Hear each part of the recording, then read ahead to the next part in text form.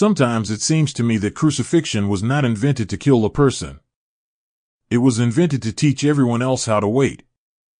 To wait in silence. To wait without interfering. To wait while someone's life slowly dissolves in full view of the world. The ancient world knew many ways to end a life quickly. Very quickly. With a single motion. A single command. A single moment. But crucifixion was chosen when speed was unnecessary. It was chosen when power wanted time to do the work. Crucifixion is not really about pain. It is not even about death. It is about time, time that no longer belongs to the person who is sentenced. When the verdict was announced, the person was still standing. Still part of the street. Still part of the noise. Still breathing freely, still seeing the sky above. And it is precisely at that moment that something disappeared, quietly, almost invisibly. The future. Crucifixion was rarely a surprise. People knew about it. They spoke about it. They feared it long before it happened. Crosses, posts, wooden frames stood along roads and near city gates. Some were empty. Some were not. They were reminders. Not warnings shouted aloud, but warnings that did not need words. The walk to the place of crucifixion was part of the punishment. Not because it was long, but because it was public. The condemned person was led through streets, past houses, past familiar and unfamiliar faces. Sometimes carrying part of the structure. Sometimes simply walking. The crowd reacted in different ways. Some stared openly. Some looked away. Some continued their daily routines without slowing down. And that indifference was often heavier than hostility. The realization that the world does not stop. Crucifixion was almost never meant for equals. Roman citizens were protected from it. This punishment was reserved for slaves, rebels, prisoners, those without status. It was a clear message. This person does not belong to the same order as you. When the place was reached, everything happened without haste. No rage. No shouting. No unnecessary movement. Those who carried out crucifixions were not monsters. They were functionaries. They followed a procedure they had repeated many times before. And this was perhaps the most disturbing part. There was no personal enemy standing before the condemned. Only a system. And a system does not feel. The shape of the cross was not fixed. That came later, when symbols were born. At the time, it was simply a structure, a vertical post, a beam, a rough wooden frame. Meaning was not important. Function was. When the person was lifted above the ground, something subtle but decisive occurred. They ceased to be a participant in events. They became an object. A point in space. And this is where crucifixion truly began. Waiting. Crucifixion was designed to last. The sun rose, crossed the sky, began to fall. Shadows shifted. Voices passed by and faded. People came and went. The person remained. Time stopped behaving normally. Hours lost their shape. The day no longer broke into segments. There was only an endless present, impossible to accelerate, impossible to escape. Ancient accounts tell us that the mind changed in this state. Thoughts became fragmented. Then strangely clear. Then slow. Some spoke aloud, not to the crowd, but to themselves. They said names. Fragments of memories. Ordinary words that once mattered. Speech became a way to hold onto existence. Others fell silent. And silence was feared most. As long as a person spoke, they were still present. Still resisting. Still aware. Silence meant the mind had turned inward, away from the world, away from the sentence, away from time itself. Sometimes a small sign was placed nearby. A name. A charge. A reason. Nothing more was needed. The passerby connected the image and the word and understood. This is not just a person, this is a message. Crucifixion was a language of power. A language that required no translation. Children saw it. Adults saw it. The elderly saw it. And each carried something away, not an image of suffering, but an image of inevitability. If authority can afford to wait, then authority is strong. Night sometimes came before the end. Stars appeared. The city slept. The person remained. In the darkness, among sounds that no longer belonged to them, solitude became almost tangible. And in the morning, everything began again. People returned. Recognized the place. Recognized the figure. Not out of cruelty, out of habit. This is how memory is built. Through repetition. Crucifixion did not destroy society. It disciplined it. When it ended, it did not always end immediately. Sometimes the body was left for a while longer. The message was not meant to vanish too quickly. And then the place grew empty. The road remained. The dust settled. Life continued. But those who had seen were no longer unchanged. And it is at this point, when the place finally empties, that one begins to understand a quiet truth: crucifixion never truly ended where the body ended. It continued elsewhere. It continued in memory, in posture, in lowered voices and careful glances. It continued in the way people learned to measure their words. Crucifixion did not rule through constant force. It ruled through afterimages. Those who walked away carried something invisible with them. Not horror, but adjustment. A subtle recalibration of what was safe to think, safe to say, safe to desire. Power rarely asks for devotion. It asks for caution. The crowd was essential to this process. Not as an active participant, but as a mirror. A mirror in which authority could see itself reflected and confirmed. A punishment unseen is a punishment wasted. Crucifixion required witnesses in the same way fire requires air. And yet, the crowd was rarely united by emotion. There was no single response. Some felt unease. Some curiosity. Some relief. Many felt nothing that could be easily named. Most people did not want to look for long. But they looked long enough. This brief glance was sufficient. It planted an image without demanding engagement. The mind completed the rest on its own. That was the genius of it. The punishment did not need to explain itself. It allowed imagination to finish the work. From above, the condemned could see patterns forming in the crowd. The same faces returning. The same routes traced again and again. Morning and evening. Coming and going. It became clear that the world was not waiting for them. The world was simply passing by.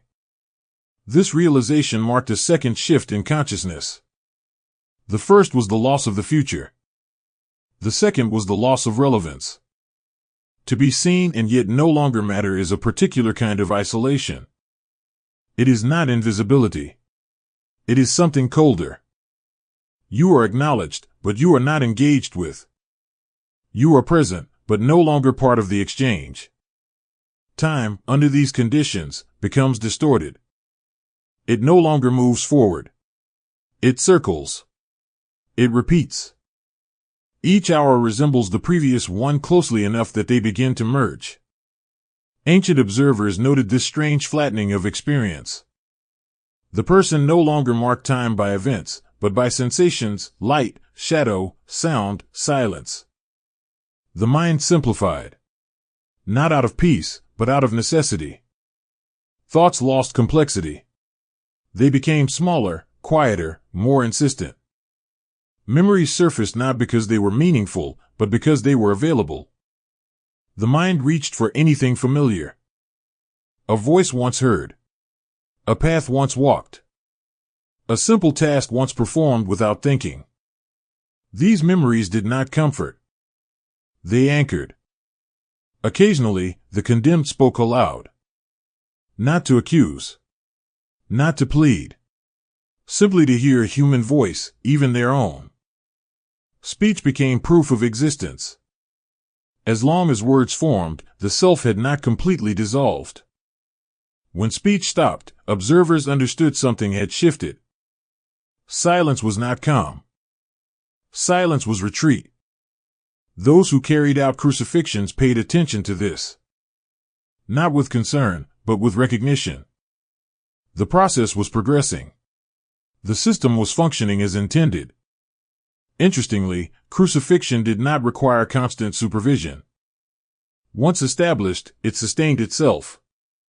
The structure held. Time worked. Fear circulated. This efficiency mattered. A punishment that demands continuous effort is costly. Crucifixion was economical. One installation could serve as a warning for days. It reduced the need for force by increasing the presence of consequence. Power prefers this kind of solution. Weather, of course, continued as it always does. Sun, wind, cold, heat. But these were not enhancements to the punishment.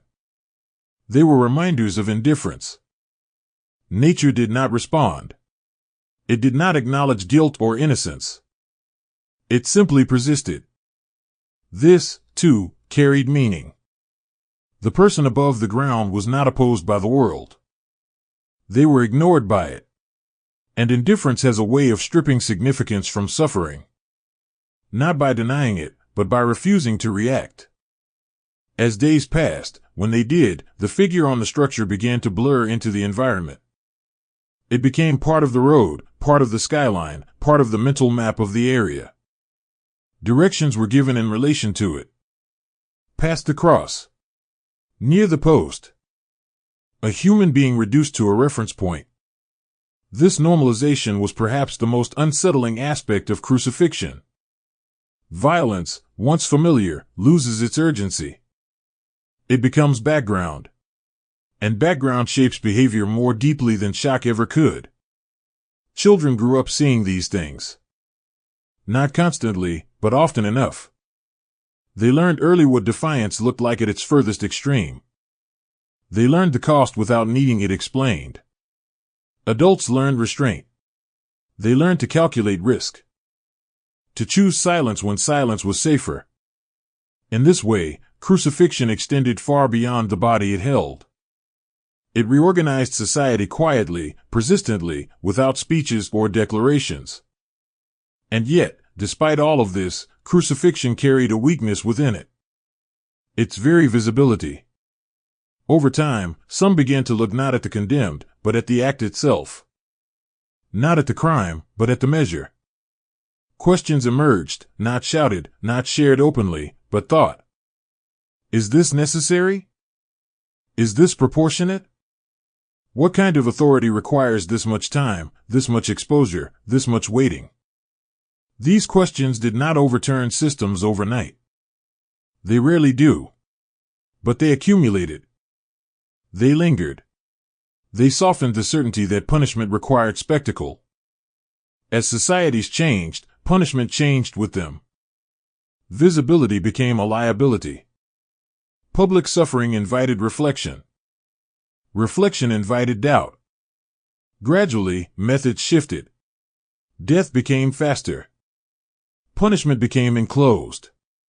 The state learned that fear could be delivered more efficiently, more quietly. Crucifixion faded. But it did not vanish. It remained in stories. In symbols. In language. In metaphors of exposure and helplessness. To be crucified no longer required wood or nails. It meant to be displayed, judged, fixed in place by the gaze of others. In this sense, crucifixion survived its own abolition. It became an idea. An idea about what happens when a person is denied privacy, denied movement, denied time. When their existence is turned into an example rather than a life. And perhaps this is why crucifixion continues to disturb us. Not because it belongs to the past, but because its logic is familiar. The logic of exposure, of waiting, of being seen without being heard. Crucifixion teaches us something uncomfortable about power. That it does not always need to act violently. Sometimes it only needs to arrange conditions and then step back. Time will do the rest. And so the image remains, not as a memory of execution, but as a meditation on what it means to be held in place while the world moves on. A body suspended between earth and sky. A life reduced to duration. A message written not in words, but in waiting. And even now, centuries later, we recognize the shape of it. We recognize the fear not of sudden endings, but of prolonged visibility. Of being unable to leave. Unable to change. Unable to look away from our own stillness. Crucifixion was never only about death. It was about what happens when time itself is taken prisoner. Historical records rarely linger on individual moments, and that silence itself is revealing. Crucifixion was not remembered because of how it looked in a single instant, but because of how it stretched across time. Chroniclers noted dates, places, names. They marked that someone was crucified, not how. The details were assumed. Everyone already knew what it meant. In Roman accounts, crucifixion appears almost casually. A line in a report. A sentence in a military record. As if the act itself required no elaboration. This tells us something important. For those who lived with it, crucifixion was not extraordinary. It was part of the grammar of order.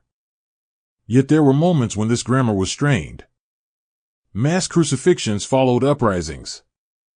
Roads lined with structures, one after another, extending beyond the horizon. Not because each individual demanded punishment, but because repetition amplified the message. One cross warns. 100 redefines the landscape. It tells the population that resistance does not end in silence, it ends in duration. Witnesses described the effect in restrained language. They spoke of roads becoming impassable. Of journeys slowed. Of trade disrupted not by fear, but by presence. The punishment intruded into daily life so thoroughly that it could not be ignored. This was deliberate. Power wanted inconvenience. It wanted interruption. It wanted the punishment to press itself into routine. When fear becomes part of the commute, it no longer needs enforcement. Yet even in these moments, something unexpected happened. Familiarity bred not only compliance, but contemplation. When the extraordinary becomes ordinary, the mind seeks explanation. People began to ask not what had been done, but why it had to be done this way. Some began to notice patterns. Who was chosen? Who was spared? Which crimes led here, and which did not? Crucifixion exposed the hierarchy beneath the law. It revealed whose lives were considered expendable. This realization did not immediately provoke rebellion. More often, it produced distance. A quiet separation between belief and obedience. People complied, but they no longer fully agreed. And this gap mattered. There are accounts of individuals refusing to look. Of choosing longer routes. Of avoiding certain roads altogether. Not out of fear of punishment, but out of refusal to participate as witnesses. This was a small act, almost invisible. But it marked a shift. Power depends on attention as much as force. When attention is withdrawn, even silently, the spectacle weakens. Crucifixion required a shared gaze. When that gaze fractured, its effectiveness diminished.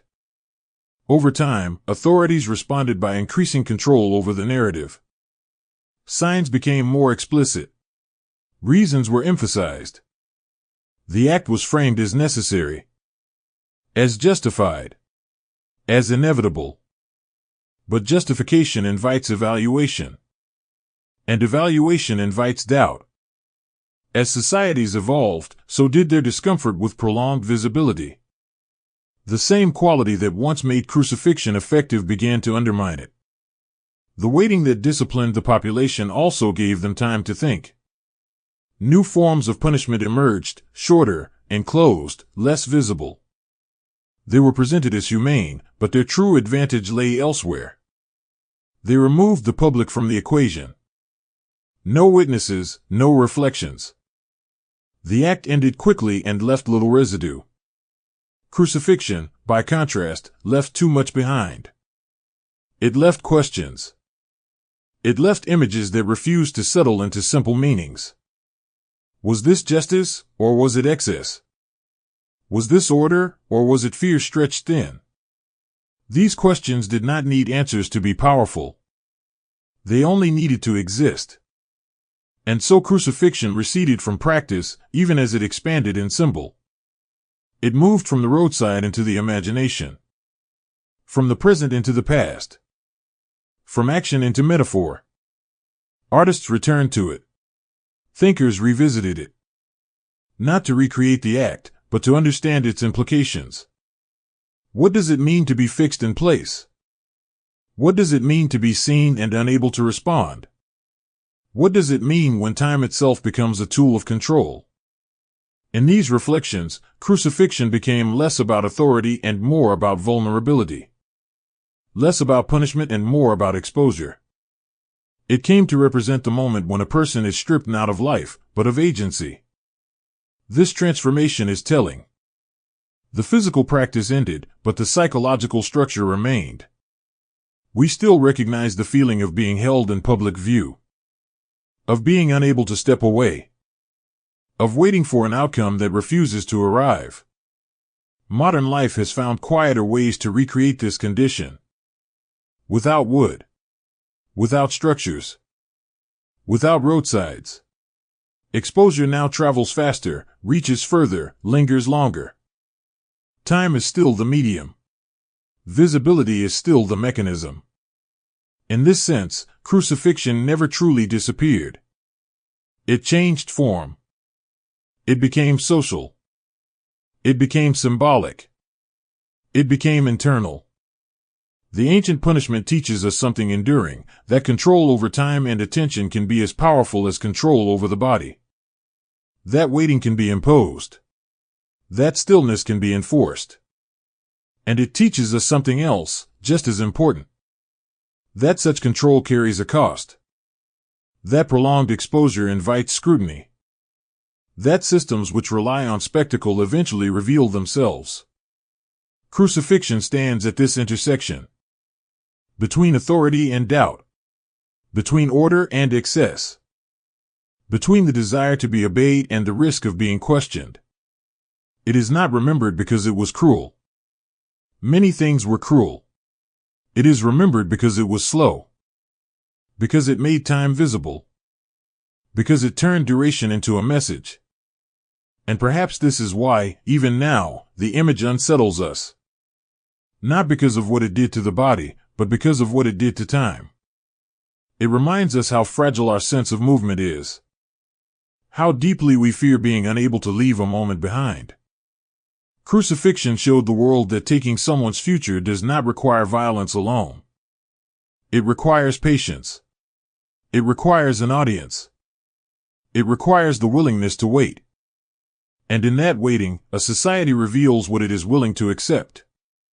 In the end, what crucifixion exposed most clearly was not the fragility of the body, but the vulnerability of meaning. When a punishment lasts long enough, it begins to ask questions instead of delivering answers. It invites interpretation. And interpretation is something power can never fully control. Those who first designed crucifixion understood fear. They understood display.